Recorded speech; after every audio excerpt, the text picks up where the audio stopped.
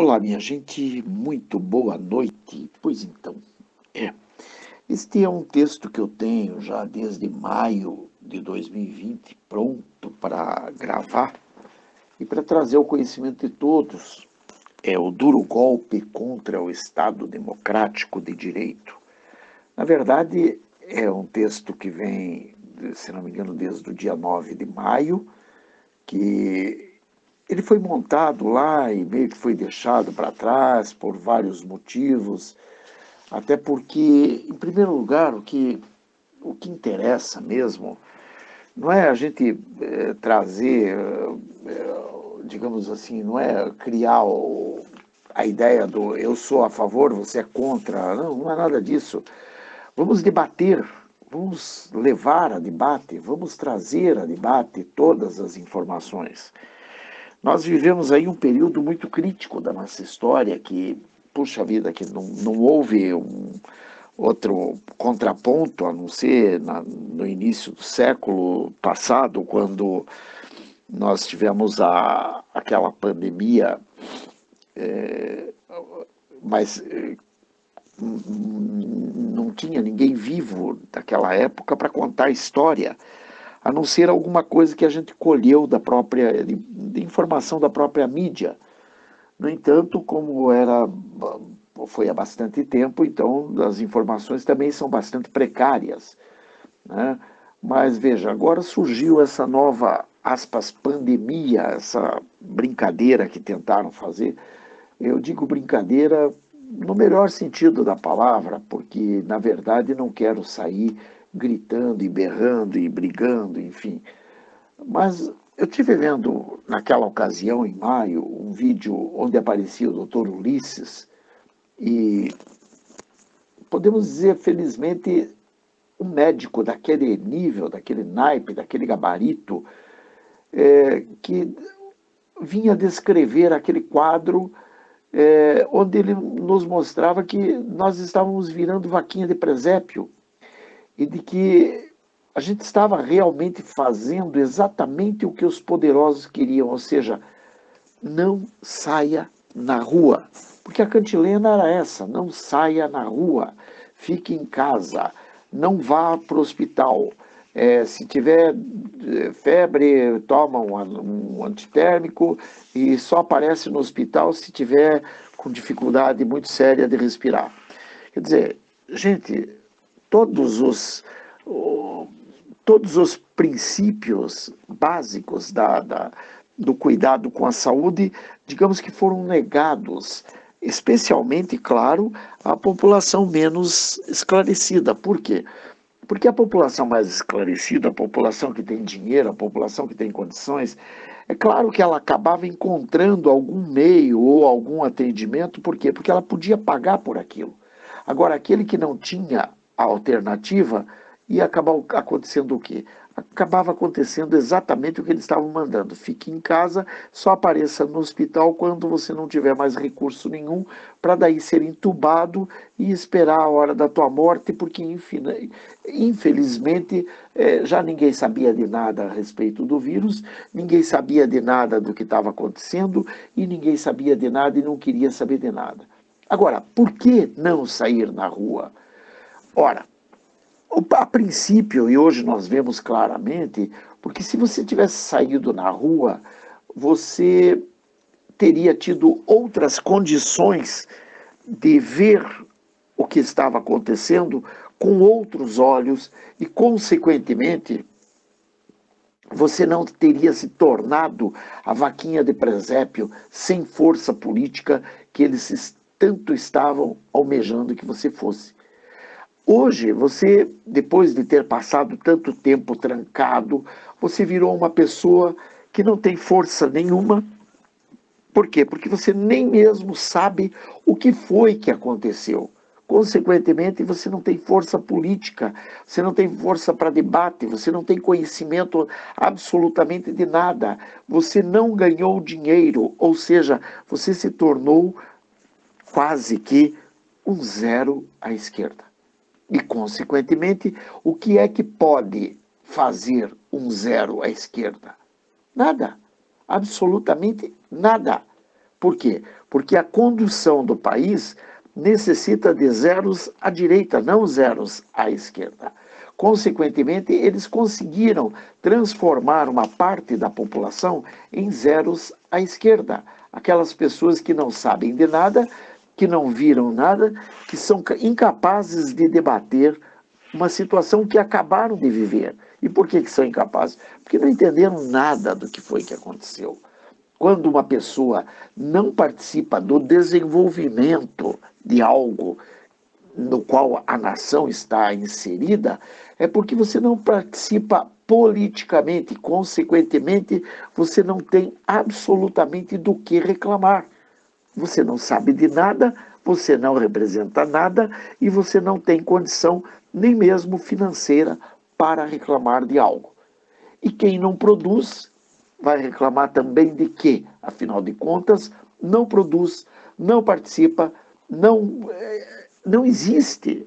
Essa pessoa ela vive apenas se liderada ou mandando que ela faça A ou B e ela vai aprender a obedecer como vaquinha de presépio. Ela acata a liderança que lhe é apresentada no momento que é apresentada. E esse doutor Ulisses, ele mostrou exatamente o que é que a gente pensava, né? Ele mostrou naquela ocasião que sim, o vírus era letal. Claro que era letal. Alguém tem alguma dúvida? Não, ninguém nunca teve dúvida de que o vírus matava. Todos nós tínhamos certeza absoluta de que o vírus era letal, de que o vírus poderia matar, como está matando até hoje, né?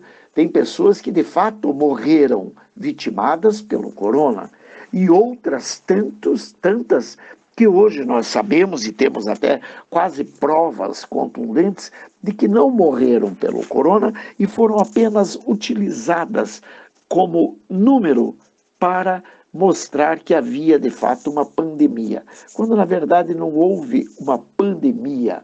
O que houve sim foi um uso político de um vírus que realmente estava ocasionando um certo transtorno no país e no mundo, mas esse uso político foi para tentar um esquema de dominação, que veio inclusive com a forma de te tirar a tua personalidade, te colocando uma focinheira na cara, de forma que você para de pensar, você para de agir como você, ou seja, você já não é mais um ser, você é uma pessoa que está atrás de uma máscara, que muitas vezes você vai passar pela rua e algumas pessoas vão dizer, puxa, não te reconheci, porque você estava de máscara.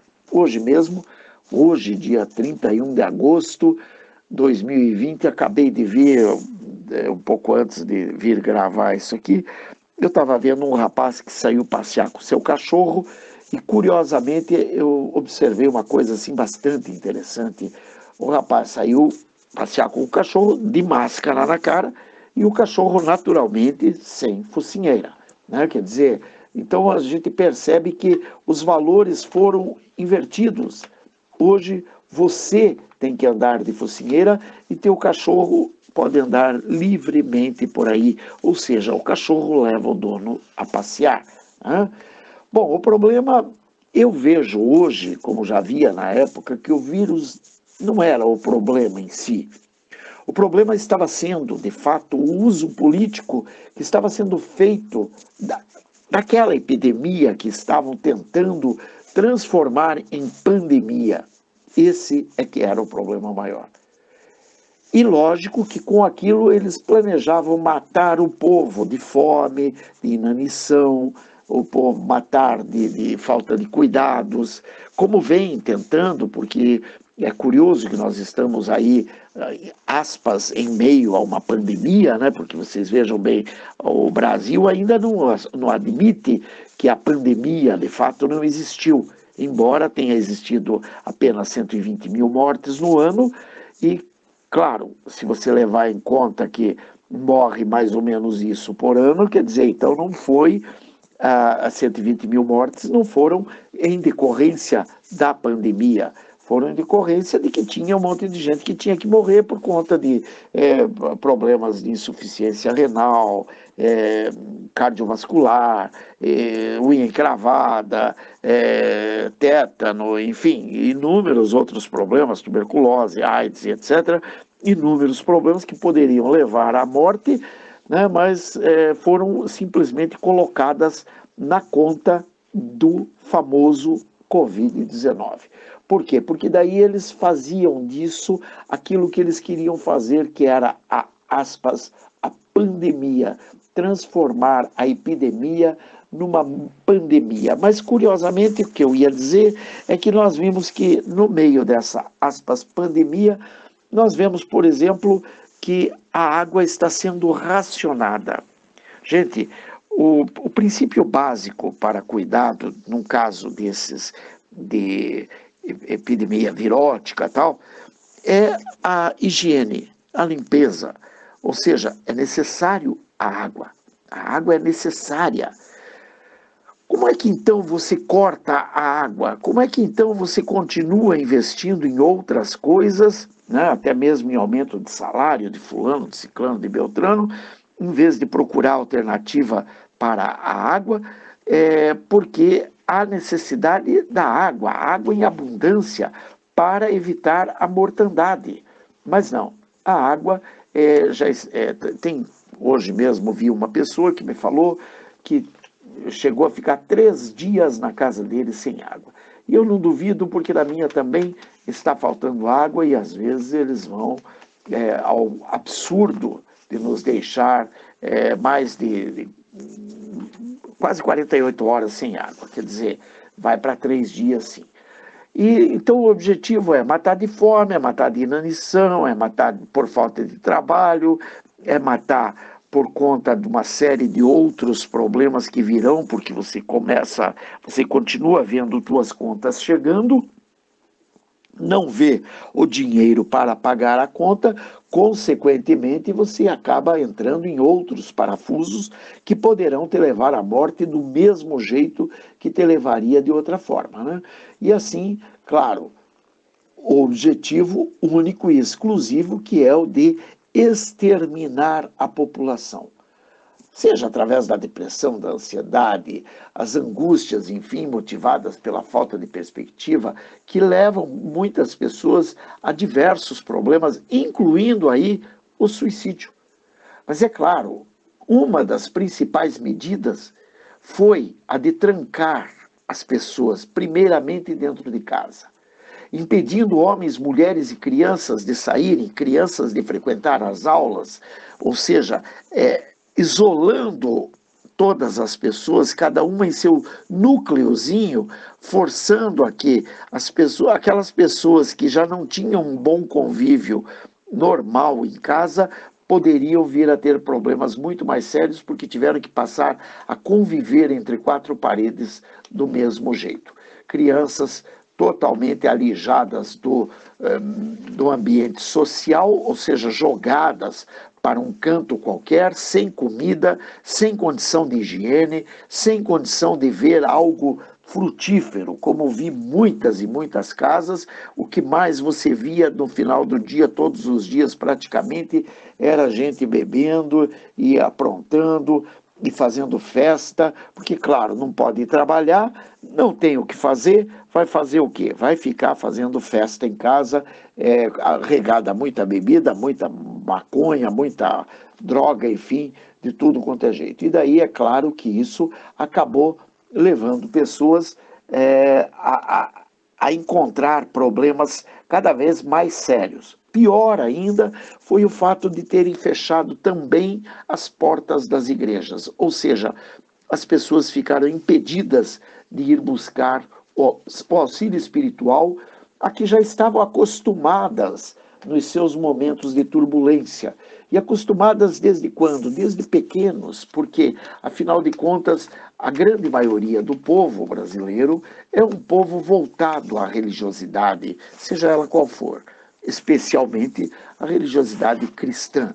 Mas as igrejas fechadas, os terreiros de Umbanda, enfim, fechados, ou seja, as pessoas não tinham os seus gurus, os seus pastores, os seus padres, para buscar auxílio. Embora, na grande maioria das vezes, claro que essas pessoas também não estão lá muito adequados a dar auxílio, mas seria uma alternativa. De qualquer forma, foram fechados, trancados os indivíduos dentro de casas, sendo que a maioria sequer não tem uma casa onde ficar. Pessoas que saíam pelas ruas em busca de papelão, de latinha, de lixo e etc. E precisava daquilo para poder arrumar o básico para comer. Mas voltavam para casa de mãos abanando, porque nem mesmo isso podiam encontrar em algumas cidades, inclusive quando eram encontradas, eram presas para não mais sair de casa, ou seja, trancafiadas em ambientes insalubres, totalmente à mercê da fome, do pânico e com mensagens diretas na mídia, no rádio, na televisão, no jornal, tal. Você vai morrer. Já temos a tua cova ou a de teus familiares aberta. E lógico, aquela eterna e dura frase que vibra como um sino que retine: fique em casa ou não saia de casa. Ou seja, nós vimos isso de todas as formas, de inúmeras formas, especialmente na rede Globo de televisão, que é a rede mais forte do país, onde constantemente morreu tantos, vai morrer mais tantos, já está sendo aberto covas em São Paulo pelo prefeito Bruno Covas, e está sendo aberto mais não sei quantas mil covas, porque está esperando a mortandade de não sei quantas mil pessoas, enfim, tudo muito bem instalado para trancafiar o indivíduo cada vez mais dentro de casa. E aí nós vimos então dois problemas: a claustrofobia e a sua irmã gêmea, mas oposta, que é a aeroacrofobia. A claustrofobia, que é gerada quando você é obrigado a ficar preso, que você começa a ficar com aquela neura de ficar preso dentro de um determinado ambiente, especialmente fechado. E a aeroacrofobia, que você vai ter a partir do momento que você já está acostumado a não sair, e quando você tem que sair, que você começa a ter medo de ter que sair, de ter que encarar a vida lá fora, de talvez chegar na esquina e ser assaltado, ser morto por outros meios, porque a população está em pânico, a população está em polvorosa. E é justamente o que poderia ajudar a enfrentar a situação foi tirado do indivíduo. Tudo aquilo que poderia ajudar o povo a enfrentar a situação foi tirado de nós. Primeiro, o nosso direito de ir e vir, que é um dos direitos básicos e fundamentais. A perda da nossa dignidade, juntamente com a nossa condição de se sustentar com o suor do seu próprio rosto. Ou seja, você fica ao chão, ao que resta do teu ser. Por quê? Porque até para comer você depende de alguém, porque na verdade você não está trabalhando, você não tem dinheiro, você não tem de onde tirar e você vai depender de alguém. Você já tinha que pedir para comer, você já tinha que catar lixo para comer. A partir desse determinado momento você já não podia mais nem catar o lixo para comer. Você já tinha que pedir ou roubar ou, enfim, agredir alguém. E assim aquele que pensava pensar agora encontra alguém que lhe dita o que fazer. Ou seja, pensar, por que pensar? Se tem alguém que pensa por você. Que coisa! O líder, o dono da boiada, mandou eu ficar dentro de casa. Então eu tenho que ficar dentro de casa, porque realmente o dono da boiada é o que sabe tudo. E eu é que não sei absolutamente nada. Porque quem sabe tudo são eles. E eles começaram a me dizer que eu não posso andar, que eu não posso sair de casa, que eu não posso entrar em lugares, que eu tenho que usar máscara. Mas ninguém contou que tem que trocar a máscara de 2 em 2 horas. Ninguém contou que aquela máscara cria uma panaceia de de bactéria ali na frente, onde fica, onde você respira, que cria toda aquela colônia de bactéria, e aquela colônia de bactéria, para que ela se prolifere, ela vai defecar, ela vai urinar, ela vai fazer todas as suas necessidades ali, e você vai acabar aspirando aquele ar que vai passar por aquela colônia de bactéria totalmente suja e vai levar aquilo direto para o teu pulmão. Ninguém te contou isso. Que coisa! O líder, o dono da boiada, te mandou ficar em casa. Está lembrado disso?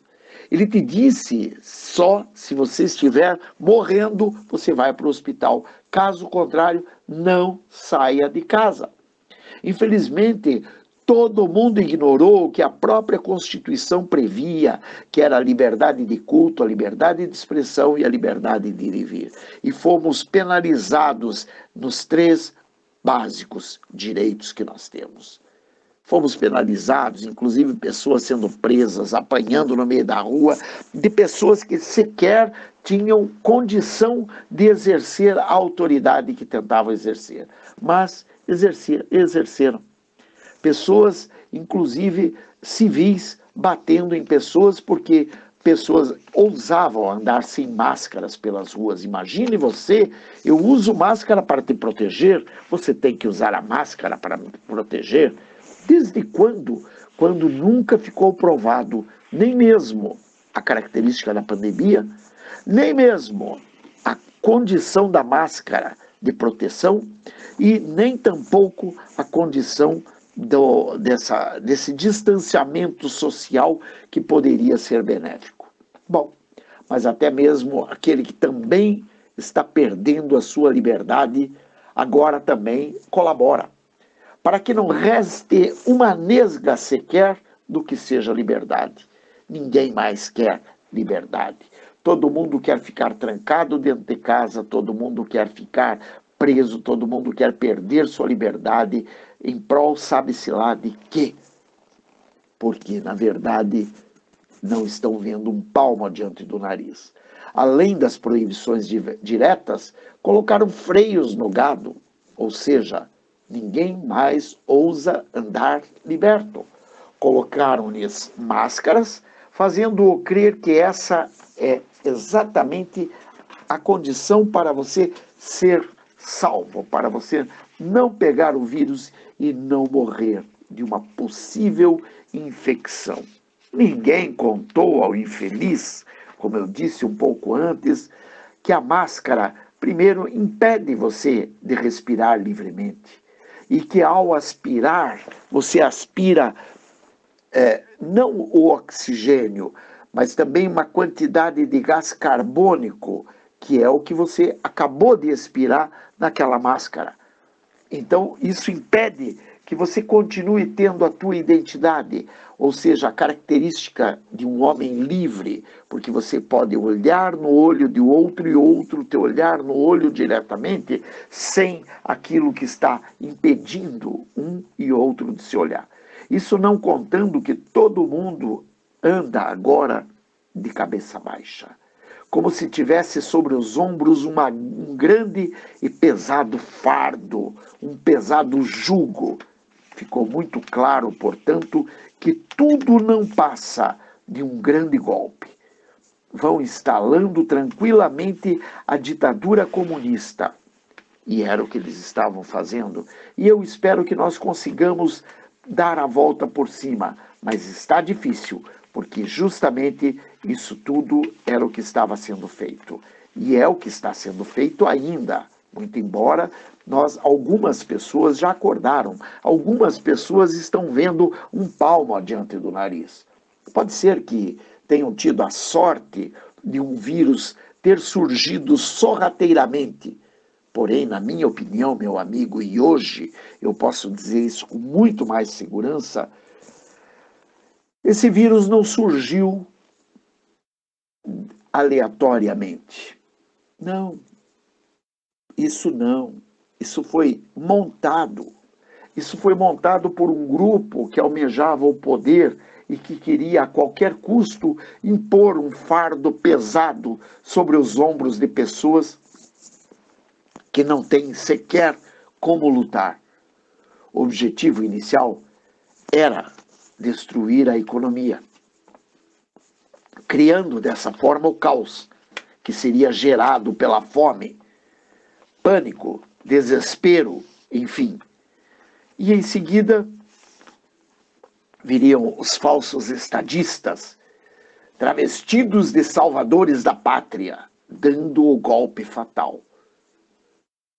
Naquela ocasião eu escrevi e disse: bem-vindo ao regime ditatorial comunista, que muito breve terá o domínio exclusivo do Partido Comunista do Brasil, amparado pelo Partido Comunista Chinês. É claro que naquela época os quadros ainda não estavam bem delineados, mas já se percebia pessoas como Dória, Witzel, Caiado, o Leite do Rio Grande do Sul, Moisés de Santa Catarina, a Fátima Bezerra lá do Rio Grande do Norte, aquele canalha lá do Ceará, o Rui Costa da Bahia e tantos outros canalhas, o Helder Barbalho do Pará e tantos outros. Hoje, graças a Deus, já vimos o Witzel, embora tenha sido afastado por poucas horas, talvez ele volte até ao poder, espero que não, mas de qualquer forma já vimos que alguma coisa está caminhando.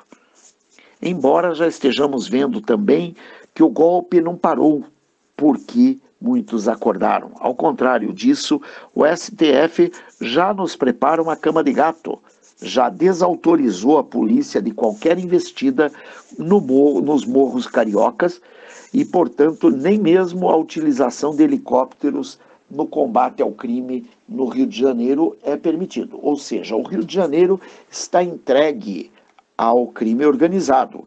E é claro que daqui a pouco o STF vai dizer que não, que isso daí é falha do Bolsonaro, porque o Bolsonaro poderia ter feito A ou B e não fez. Coisa que nós sabemos, todo mundo sabe, o STF impede a polícia de tomar suas atitudes que seriam contra o crime organizado, né? Mas tudo bem, nós vamos vendo coisas que vão acontecendo. Já imagino uma alternativa que o Bolsonaro terá que lançar mão para poder fazer frente ao que está crescendo no Rio de Janeiro. Ou seja, talvez uma possível intervenção militar federal no Rio de Janeiro, quando então seria a possibilidade de uma retomada do país do estado do Rio pelo país, não pela nação brasileira. Mas, de qualquer forma, é claro que isso daí ainda envolve muita coisa e não sabemos nem mesmo se haverá condição de ser feito isso, porque o STF ainda tem dentro do STF 11 presidentes do Brasil, né? Ou melhor, 11 pessoas que se julgam os presidentes do Brasil, 11 pessoas que estão fazendo de tudo para destruir a nossa nação. Minha gente, esse era o assunto do dia 9 de maio de 2020. Como estou gravando hoje, teve algumas coisas que eu acrescentei, mas o texto é de lá. Que Deus te abençoe, proteja, guarde, liberte e restaure, em nome de Jesus. Um grande abraço, seja sempre muito bem-vindo. Deus te abençoe. Bye. Fui. Beijos.